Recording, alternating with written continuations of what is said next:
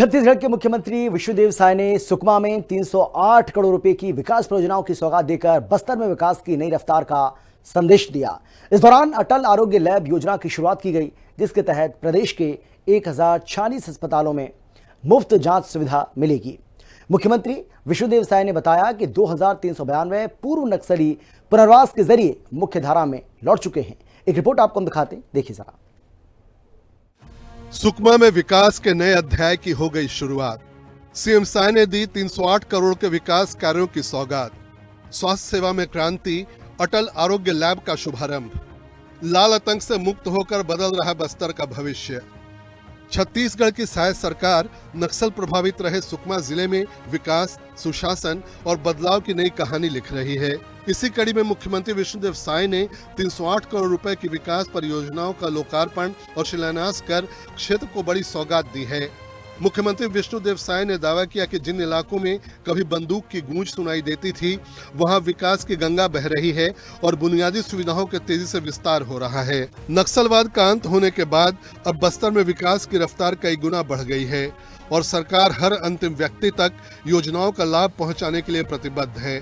सुकमा दौरे के दौरान मुख्यमंत्री साय ने स्वस्थ बस्तर अभियान के तहत अटल आरोग्य लैब का राज्य स्तरीय शुभारंभ किया। साथ ही नालंदा परिसर परियोजना समेत कई महत्वपूर्ण निर्माण कार्यों का शुभारंभ किया। आज जिले को 308 करोड़ रुपए का सौगात मिला है।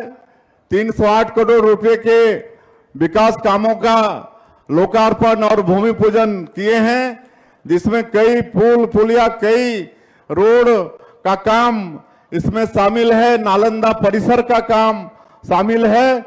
तो इसके लिए मैं पूरे जिला वासियों को बहुत बहुत बधाई देता हूं, बहुत बहुत शुभकामनाएं देता हूं। निश्चित रूप से जिला में इससे विकास की गंगा बहेगी। और आज मुख्यमंत्री स्वस्थ बस्तर अभियान, इसका भी हम लोग शुभारंभ कर रहे हैं। हमारे बहुत ही कर्मठ स्वास्थ्य मंत्री इसके विषय में बताए हैं, तो इसकी भी बधाई, इसकी भी शुभकामनाएं। हमारा बस्तर स्वस्थ रहेगा तो हमारा छत्तीसगढ़ भी स्वस्थ रहेगा और हम लोग विकसित छत्तीसगढ़ बना पाने में सफल होंगे। तो इसकी भी बहुत बहुत आप लोगों को शुभकामनाएं। स्वास्थ्य सेवाओं में बड़ा बदलाव। प्रदेश के 1046 अस्पतालों में अब आधुनिक जांच सुविधा मिलेगी। मरीजों को मुफ्त और त्वरित स्वास्थ्य सेवाएं उपलब्ध हो सकेंगी। जिला अस्पतालों में 133 प्रकार की जांच पूरी तरह निःशुल्क होगी। मरीजों को रिपोर्ट एसएमएस और व्हाट्सएप के जरिए प्राप्त होगी। एचएलएल लाइफ केयर के सहयोग से डायग्नोस्टिक व्यवस्था मजबूत होगी। कार्यक्रम में संबोधन देते हुए मुख्यमंत्री साय ने बस्तर के विकास को लेकर अपनी चिंता को भी जनता के सामने साझा किया।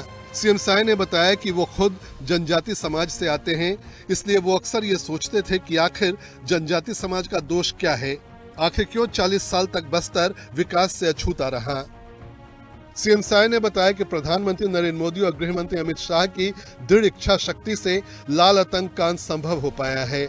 सीएम साय के मुताबिक मुख्यमंत्री बनने के बाद उन्होंने प्रधानमंत्री नरेंद्र मोदी और गृह मंत्री अमित शाह के साथ बैठकर बस्तर के विकास पर विस्तार से चर्चा की, जिसका परिणाम आज देखने को मिल रहा है। 31 मार्च 2026 को छत्तीसगढ़ से नक्सलवाद का खात्मा हो गया है।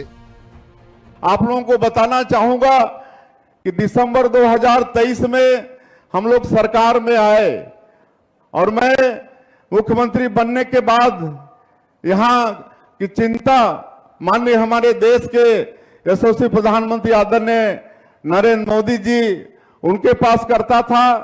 हमारे देश के यशस्वी गृह मंत्री आदरणीय अमित शाह जी के साथ बैठ के चर्चा करता था कि समस्या का कभी समाधान होगा कि नहीं। लेकिन जनवरी 2024 में ही माननीय गृह मंत्री जी रायपुर पधारे और छत्तीसगढ़ के साथ साथ पूरे नक्सल पीड़ित प्रदेशों का एक समीक्षा बैठक लिए। उसमें पता चला कि नक्सलवाद का मैक्सिमम पार्ट हमारे छत्तीसगढ़ में बचा है और माननीय गृह मंत्री जी ने तो संकल्प ले लिया, एक तिथि तय कर दिया कि 31 मार्च 2026 को पूरे देश से नक्सलवाद को समाप्त करना है और नई रणनीति के साथ हमारे जवान नक्सलवाद के खिलाफ में लड़ाई लड़े।